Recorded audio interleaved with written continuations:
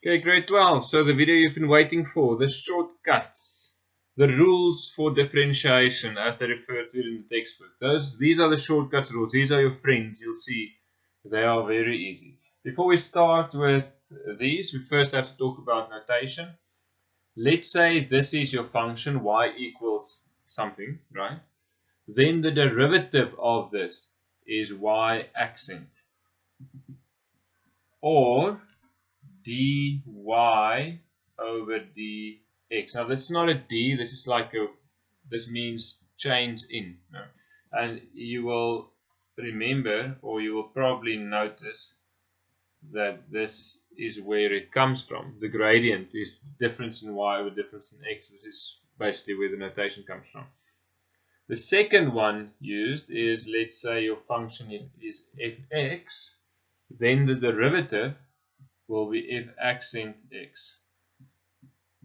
Or you can even say d of fx over dx.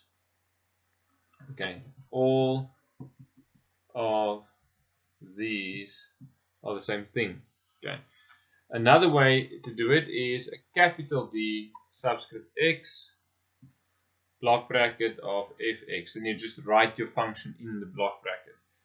This is if the variable is x. You'll see all of these, the variables, are equal to x. Okay. If it was something else like an n, then that becomes an n. But this is basically your notation. That's just the introduction. Let's go to the rules. The very first one.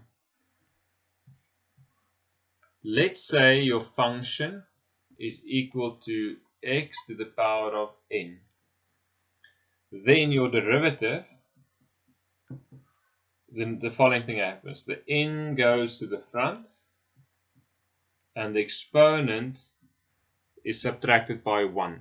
Okay, so this is a shortcut. You will go and test it with the first principles. You see it works out every time.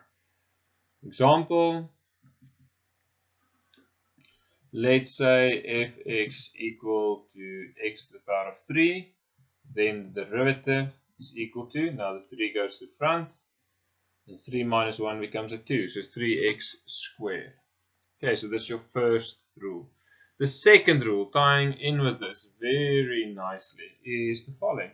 Let's say you have a derivative where you've got a constant times x to the power of n, then your derivative will become the constant times n times x to the power of n minus 1.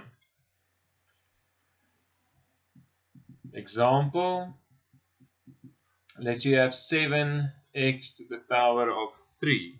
Then your derivative is 7 times 3 times x to the power of 2. In other words, 21x squared. So this is your first two rules for differentiation. Okay, the third one is the derivative of two functions added together is equal to the derivative of the one function plus the derivative of the other function. So let's say, for instance, gx is equal to 7x and fx is equal to 3x squared, and I want the derivative of 7x plus 3x squared. Then you will see it's just the derivative of each of the terms added together. So this will become 7 plus 6x. Now why this becomes a 7? Because x to the power of 1, the 1 goes to the front, 1 times 7 is 7. And 1 minus 1 is 0, so x to the power of 0 becomes 1, so that's why it works out this way. I'm going to use the exact same equations and explain the fourth rule. So if the derivative of two functions being subtracted from each other is equal to the derivative of the one function minus the derivative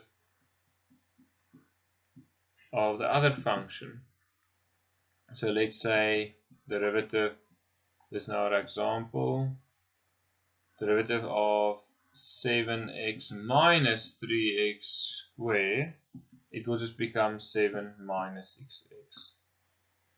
Okay, now a constant, its derivative will always be 0. You'll remember this now from first principles as well. So whatever, if it's just a number, it becomes 0. It's always like that. Okay, then let's do one or two examples. First example is fx equals x squared minus 7 over x to the power of 3. Okay, when you see this, remember, whenever a variable is a denominator, you first have to write it with the numerator before you can use differentiation. So rewrite this function by using your exponent rules. Now we can get the derivative. So this will become 2x minus 7 times negative 3, x to the power of negative 4. Remember, minus 3 minus 1 becomes negative 4. Now we simplify. So you can write it in this format or as follows. You will remember this from the first principles video as well. We had the hyperbolized equation 2 over x, and you remember the derivative was negative 2 over x squared. That was the final answer when we calculated it. But let me show you why. So this is 2 times x to the power of negative 1.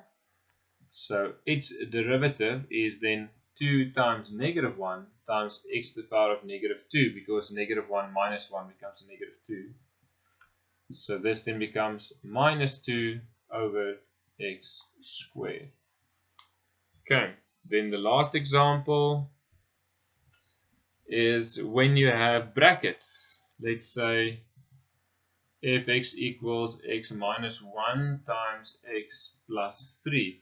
You can't get the derivative in this format, you first have to multiply.